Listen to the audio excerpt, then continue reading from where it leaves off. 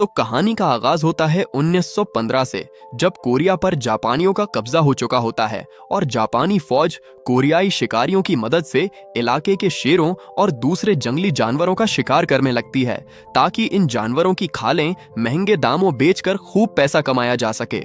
उसके बाद हम कोरिया के उसी पहाड़ी इलाके में एक कोरियाई शिकारी को देखते हैं जिसका नाम लोशीन होता है, जो आज अपने बेटे सियाओक के साथ जंगल में शिकार के लिए निकला होता है। लोशीन खुद एक माहिर शिकारी होता है, इसलिए हमेशा से इसकी ये ख्वाहिश रही है कि उसका बेटा सियाओक भी एक दिन माहिर शिकारी बने। इसीलिए लुशीन हर रोज अपने बेटे सियाओक को शिकार की प्रैक्टिस के लिए जंगल में ले जाता है। अचानक इसी जंगल में हमें एक शेरनी नजर आती है, जो अपने 2 बच्चों को शिकारियों से बचाकर एक गौर में पाल रही होती है। जल्द ही रात हो जाती है और लुशीन अपने बेटे सियाओक के साथ घर वापस आ जाता है। लुशीन और सियाओक के घर आते ही लुशीन की बीवी फौरन उनके लिए खाना तैयार करने लगती है। अगली सुबह लुशीन खुद को जल्दी से शिकार के लिए तैयार करता है और कोई जल्दी वापस आने को कहकर जंगल की तरफ निकल जाता है। जंगल पहुंचते ही लुशीन को बर्फ पर खून के साथ किसी जानवर के पंजों के निशान नजर आते हैं, जिन्हें देखकर लुशीन हवा में एक फायर करता है और उसी वक्त कोई तेजी से लुशीन के सामने जंगल में दौड़ने लगता है, जिस पर लुशीन फौरन एक दरख्त के पीछे छुप जाता है और अपने शिकार के करीब आने का इंतजार करने लगता है। और जैसे ही शिकार करीब आता है, लुशीन देखता है कि उसके सामने एक बहुत बड़ा शेर खड़ा है, जो अपने शिकार को खा रहा होता है। इतने में वो शेर उस पर हमला करने के लिए आगे बढ़ता है, लेकिन उसी वक्त लुशीन अपनी बंदूक से शेर पर फायर करता है। वो फायर कर देता है। उसके बाद सीन शिफ्ट होता है 10 साल बाद, यानी 1925 में, जहां हम एक दफ्तर में बैठे हुए एक जापानी जनरल लुक को देखते हैं। इसी दौरान जनरल लुक के सामने कुछ फौजी सिपाही एक शेर की खाल लेकर आते हैं, जिसे देखकर जनरल लुक उन सिपाहियों से कहता है कि ये खाल एक बहुत छोटे शेर की है, जिसकी कीमत बहुत कम मिलेगी, इसलिए इसे गवर्नर को भेज दिया जाए। और जैसे ही वो सिपाही चले जाते हैं, जनरल लुक पास खड़े मेजर को एक रिपोर्ट दिखाता है और बताता है कि ये रिपोर्ट उन मरे हुए सिपाहियों की है, जो कुछ वक्त पहले पहाड़ों की तरफ जंगल के रास्ते दुश्मनों का पीछा करने गए थे, लेकिन फौज को उनकी लाशें टुकड़ों में मिली हैं। तुम जानते हो कि यह सब इसी टाइगर किंग ने किया है, इसलिए मैं चाहता हूं कि तुम जल्द अज जल्द इस टाइगर किंग के शिकार के लिए शिकारियों की एक टीम तैयार करो। इस पर मेजर जनरल लक से कहता है कि बहुत जल्द इस टाइगर किंग की खाल उनके सामने होगी। इस बार जनरल लक को शिकायत का कोई मौका नहीं दिया जाएगा। उसके बाद जल्दी शिकारियों की एक टीम को जंगल की तरफ भेज दिया जाता है और इस शिकारी टीम के लीडर का नाम मिथाई होता है। साथ ही जोको और दूसरे शिकारियों के साथ जंगल में मिलने वाली लाशों का पीछा करते हुए आगे बढ़ रहा होता है कि अचानक मिथाई को एक जगह शेर के कुछ निशानात मिलते हैं, जिस पर वो अपने साथियों को फौरन वहां जाल लगाने के लिए कहता है, ताकि शेर के दोबारा आने पर उसे पकड़ा जा सके। इसके बाद हम दोबारा लुशीन को देखते हैं, जिसे मेजर ने अपने दफ्तर में बुलाया होता है। मेजर लुशीन से मिलकर कहता है कि लुशीन को टाइगर किंग के शिकार के लिए शिकारियों की मदद करनी होगी, जिस पर लुशीन मेजर को बताता है कि वो बहुत पहले ही शिकार करना छोड़ चुका है और अब सिर्फ जंगल में जड़ी बूटियां इकट्ठी करने जाता है। साथ ही लुशीन मेजर को खबरदार करता है कि उन्हें पहाड़ों के बादशाह यानी इस टाइगर किंग के शिकार का ख्याल दिल से निकाल देना चाहिए। ये कहकर लुशीन दफ्तर से बाहर निकल जाता है, जहां उसका बेटा सिविक उसका इंतजार कर रहा होता है। लुशीन के बाहर आते ही उसका बेटा सिविक उससे पूछता है कि आखिर उसने शिकार करना क्यों छोड़ दिया है। साथ ही सिविक लुशीन से ये भी कहता है कि वो भी अब से जंगल में शिकार के लिए जाना चाहता है। इस पर लुशीन सिविक को डांटते हुए कहता है कि वो दोबारा कभी शिकार पर जाने की बात नहीं करेगा। अगले दिन मैथाई के लगाए गए जाल में एक मादा टाइगर फंस चुकी होती है, जिसके बच्चों को मैथाई इस मादा टाइगर के सामने ही मार डालता है और ये सब देखकर वो टाइगर गम से टूटकर मैथाई पर हमला कर देती है।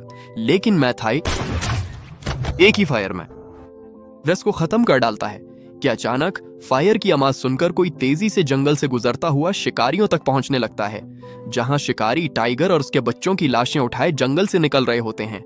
और ये कोई और नहीं बल्कि पहाड़ों का बादशाह टाइगर किंग होता है, जो शिकारियों के हाथों अपनी मादा और बच्चों को मरा हुआ देखकर तड़प कर रह जाता है। लेकिन अब बहुत देर हो चुकी होती है। शिकारी टीम टाइगर और बच्चों को लेकर जंगल से बहुत दूर निकल चुकी होती है और उसी वक्त टाइगर किंग तेज दहाड़ से पूरा जंगल कांप उठता है। जल्द ही मिथाई के शिकार किए गए टाइगर और 2 बच्चों की लाशों को पूरे गांव के सामने रखा जाता है ताकि मिलिट्री को उनके शिकार पर इनाम मिल सके। इसके बाद मिथाई मेजर से मिलता है और मेजर को बताता है कि हम टाइगर किंग को पकड़ नहीं पाए, उसकी ताकत और तेजी के आगे टिक पाना बिल्कुल आसान नहीं है। जिस पर मेजर मिथाई से कहता है कि अब सिर्फ लोशन ही हमें इस टाइगर किंग तक ले जा सकता है, लेकिन वो शिकार के लिए बिल्कुल तैयार नहीं है। ये सुनकर मिथाई मेजर से कहता है कि मेरे पास एक प्लान है, आप सब कुछ मुझ पर छोड़ दें। इसी रात लूशियन के बेटे सेविक की तबीयत कुछ खराब हो जाती है, जिसे देखकर लूशियन फौरन सेविक के लिए दवा तैयार करता है और उसे पिला देता है। और यहाँ हमें पता चलता है कि लूशियन अब अपने बेटे सेविक के साथ अकेला रहता है, यानी उसकी बीवी उनके साथ नहीं रहती। जल्द ही सेविक ठीक हो जाता है और चुपके से गांव की एक लड़की मीना से मिलने जाता है, जहां मीना सेविक को बताती है कि बहुत जल्द उसका पूरा खानदान गांव छोड़कर शहर जाने वाला है। ये सुनकर सेविक बहुत उदास हो जाता है और मीना से वादा करता है कि जल्द वो भी शहर आ जाएगा, चाहे उसे उसके लिए कुछ भी करना पड़े।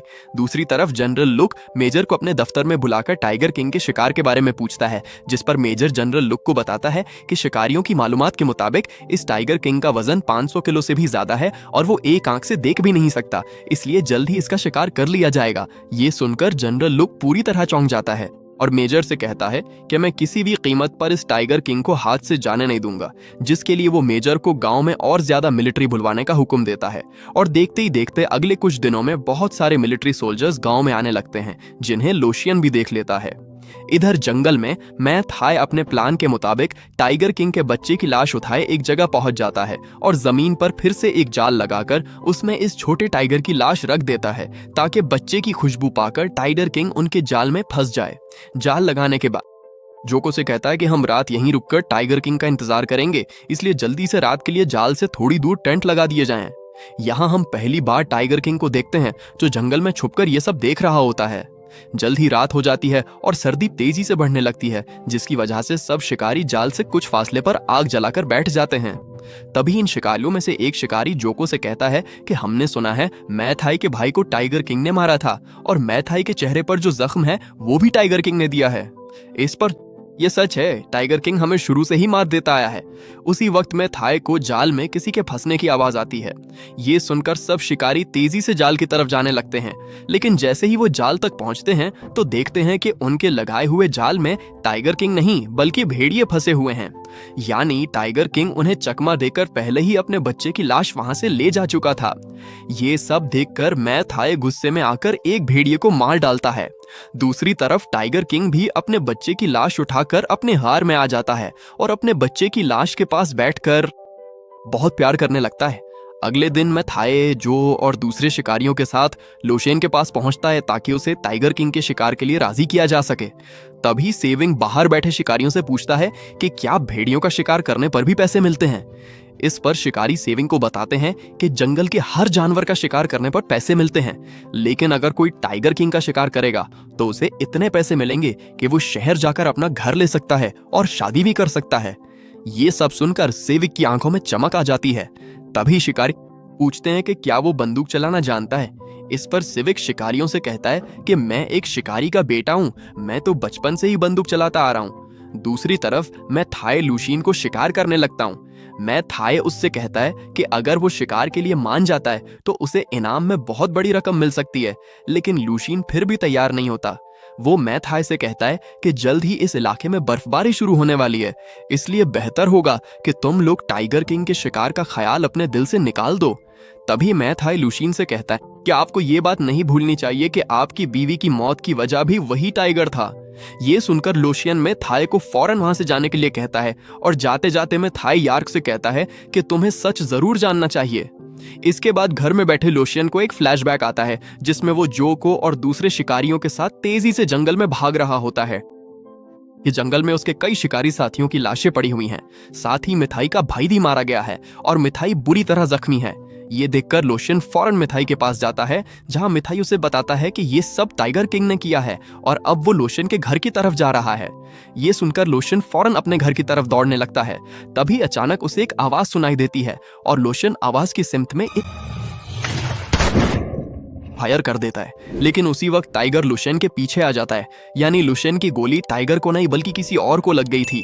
टाइगर भी ये सब देख रहा होता है और जैसे ही टाइगर वहां से जाता है, लुशेन देखता है कि उसकी चलाई हुई गोली से उसकी अपनी ही बीवी मार दी गई है। और इस हादसे के बाद लुशेन हमेशा के लिए शिकार करना छोड़ देता है। अगले दिन लुशेन फिर से अपने बेटे सिव्योक के साथ जंगल में जड़ी बूटियां इकट्ठी करने जाता है, जहां सिव्योक लुशेन को टाइगर किंग के शिकार के लिए मनाने लगता है ताकि इनाम की रकम मिलने पर वो दोनों शहर जाकर रह सकें। ये सब सुनकर लुशीन सिविक को इस बात पर बहुत डांटता है, लेकिन सिविक अपनी जिद से पीछे नहीं हटता। ये देखकर लुशीन सिविक के मुंह पर एक जोरदार थप्पड़ मार देता है, जिस पर सिविक लुशीन से नाराज होकर वहां से चला जाता है और जल्द ही मेजर के दफ्तर पहुंचकर खुद को शिकारियों की टीम के लिए रजिस्टर करवा देता है, जहां में थाई भी मौजूद होता है। ये देखकर मेजर सिविक को पास खड़े सिपाही की बंदूक तोहफे में देता है और कहता है कि अब से वो इसी से शिकार करेगा। बंदूक मिलने पर सिविक खुश होकर वहां से चला जाता है। उसी वक्त मेजर मिथाई से कहता है कि बेटा आ गया है तो बाप भी जल्द यहाँ आ जाएगा। साथ ही मेजर मिथाई को बताता है कि सीवक जानता है कि टाइगर किंग की गार जंगल में कहाँ है और वो वक्त दूर नहीं जब टाइगर किंग हमारे कदमों में होगा। ये सुनकर मिथाई कुछ सोचने लगता है। जल्द ही शिकारियों की एक बहुत बड़ी टीम जंगल में टाइगर किंग की तलाश में निकलती है, जहाँ जो मिथाई से कहता है कि हमें किसी तरह सीवक को यहाँ से वापस भेजना होगा, वो अभी बहुत छोटा है, शिकार नहीं कर सकता। लेकिन मिथाई जो की बात पर ध्यान नहीं देता और उससे कहता है कि मैं सीवक को यहाँ नहीं लाया।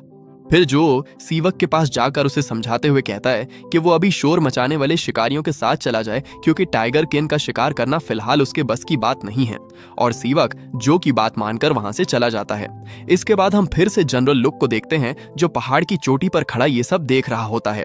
जल्द ही बर्फबारी भी शुरू हो जाती है और लोशिन घर पहुंच जाता है। तभी लोशिन देखता है कि सीवक घर में कहीं भी नहीं है, जिस पर उसे सीवक की सारी बातें याद आने लगती हैं और लोशिन समझ जाता है कि सीवक टाइगर किंग के शिकार के लिए निकल चुका है।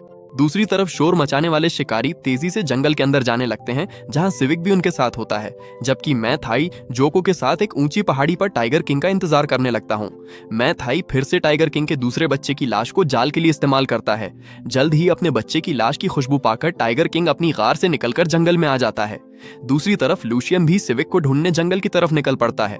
कुछ ही देर में सभी शिकारी अचानक जंगल में एक जगह रुक जाते हैं और तभी उनके सामने वाली चट्टान पर टाइगर किंग नजर आता है, जो बहुत गुस्से में होता है।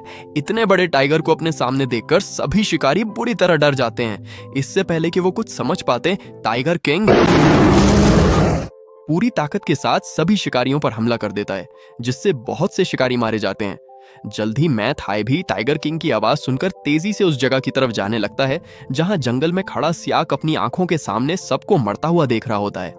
तभी अचानक उसी वक्त टाइगर किंग दरख्त के पीछे से निकलकर सियाक के पास आता है और ये देखकर सियाक की सांस रुक जाती है, लेकिन अगले ही पल टाइगर किंग सियाक को जिंदा छोड़कर आगे बढ़ जाता है। तभी अचानक सियाक के पीछे एक सिपाही टाइगर किंग पर फायर करने लगता है। ये देखकर टाइगर किंग तेजी से उसकी तरफ झपटता है और तभी सियाक डर के मारे टाइगर किंग पर फायर कर देता है। कुछ ही देर में मिथाई भी जोको और दूसरे शिकारियों के साथ वहां पहुंच जाता है। मिथाई देखता है कि सभी शिकारी मारे गए हैं और टाइगर किंग कहीं भी नहीं है। तभी उसी वक्त कोई मिथाई का पांव पकड़ लेता है। वो शोक था जो बुरी तरह जख्मी हो चुका होता है। सियाक मिथाई से मदद मांगता है। इस पर मिथाई सियाक से कहता है कि वो जल्द लोशीन को लेकर यहाँ आएगा, तब तक सियाक यहीं रुके। और ये कहकर मिथाई सियाक को जख्मी हालत में छोड़कर वहां से चला जाता है। इधर जंगल में टाइगर किंग भी जख्मी हालत में अपने बच्चे की लाश के पास आता है और उसे लेकर वहां से चला जाता है। इतने में मिथाई भी उस जगह पहुंचता है जहां जाल लगाया गया था, लेकिन तब तक टाइगर किंग जा चुका होता है। बर्फ पर फैला ताजा खून देखकर मिथाई समझ जाता है कि टाइगर किंग काफी जख्मी हो चुका है। इसी वक्त जोको मिथाई से पूछता है, उस योग कहाँ है? क्या तुमने उसे कहीं देखा है? इस पर मिथाई जोको से साफ झूठ बोल देता है कि उसे सीवक कहीं नजर नहीं आया। ये सुनकर जोको फौरन सीवक की तलाश में जंगल की तरफ निकल जाता है। जल्द ही रात हो जाती है और जंगली भेड़िए शिकारियों की लाशें खाने लगते हैं। तभी जोको वहां आकर इन भेड़ियों को भगा देता है और सीवक को ढूंढने लगता है। अचानक जोको को सीवक की बंदूक मिलती है, लेकिन सीवक वहां कहीं नहीं होता। इसी वक्त हम देखते हैं कि भेड़ियों का एक झुंड किसी को घसीटकर अपनी गार की तरफ ले जा रहा होता है। ये कोई और नहीं बल्कि सिविक होता है जिसकी सांसें अब भी चल रही होती हैं और भेड़िए उसे बुरी तरह नोच रहे होते हैं। अपनी मौत को करीब आता देखकर सियोक बिल्कुल बेबस हो जाता है। इधर जंगल में सियोक के ना मिलने पर जोको और मिथाई आपस में लड़ पड़ते हैं। तभी अचानक लुशियन वहां आ जाता है और मिथाई से पूछता है कि उसका बेटा सिवक कहाँ है।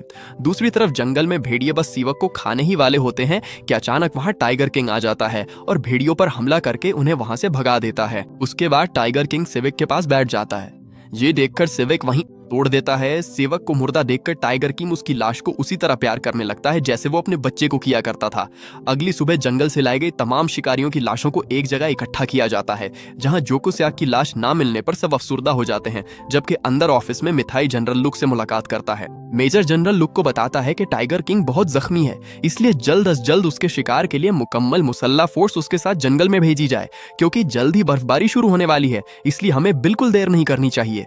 इस पर मेजर जनरल उसे ऐसा करने से रोकता है ताकि मजीद लोगों को मरने से बचाया जा सके, लेकिन जनरल लुक कहता है कि पहाड़ों के बादशाह को इतना एहतराम तो मिलना ही चाहिए। इसी के साथ जनरल लुक मेजर को मुकम्मल मुसल्ला फोर्स के साथ मिथाई को जंगल भेजने का हुक्म दे देता है। जल्द ही लुशियान भी सियोक के ना मिलने पर बिल्कुल टूटकर घर वापस आ जाता है। तभी अचानक वहां टाइगर किंग आ जाता है और जैसे ही लुशियान की नजर सामने पड़ती है, वो अपने बेटे सोक की लाश को देखता है जो टाइगर किंग के कदमों में पड़ी होती है। ये देख इसे फिर से 10 साल पहले का फ्लैशबैक याद आ जाता है, जहां हम इसी दिन को देखते हैं जब लुशियन ने जंगल में एक मादा टाइगर को अपनी बंदूक से गोली मारकर हलाक कर दिया था। दरअसल ये वही मादा टाइगर थी जो जंगल में अपने 2 बच्चों को शिकारियों से छुपाकर पाल रही थी। मादा टाइगर की मौत का मंजर उसके दोनों बच्चे अपनी आंखों से देखते हैं। इतने में मिथाई भी वहां आ जाता है और वो दोनों बच्चों को मारने के लिए कहता है, लेकिन लुशियान ऐसा करने से साफ इनकार कर देता है।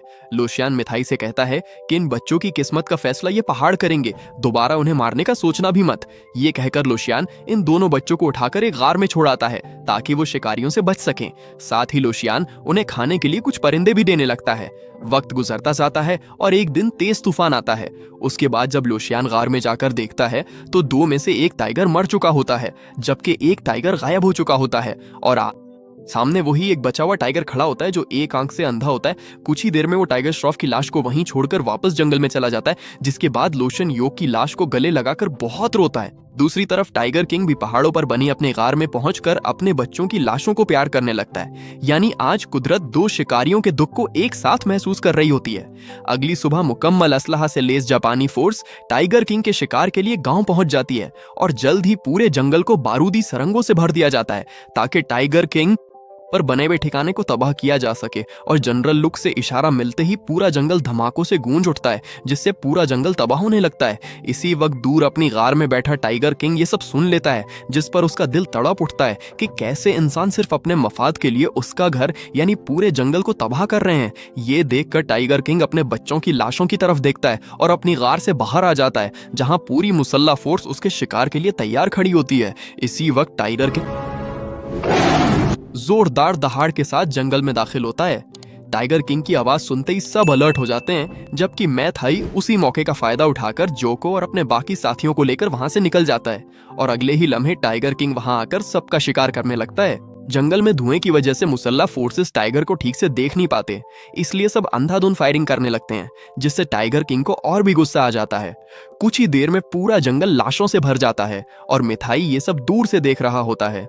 तभी जो मिथाई से कहता है, समझ गया, आर्म्ड फोर्सेस को जंगल में लाकर मरवा देना ही तुम्हारा प्लान था ताकि टाइगर किंग पूरी तरह थक जाए और आखिर में तुम उसका शिकार करके इनाम की पूरी रकम हासिल कर सको। इस पर मिथाई कहता है कि जीत मेरी ही होगी और ये कहकर वो टाइगर किंग पर फायर कर देता है, जिससे टाइगर किंग वहीं गिर जाता है।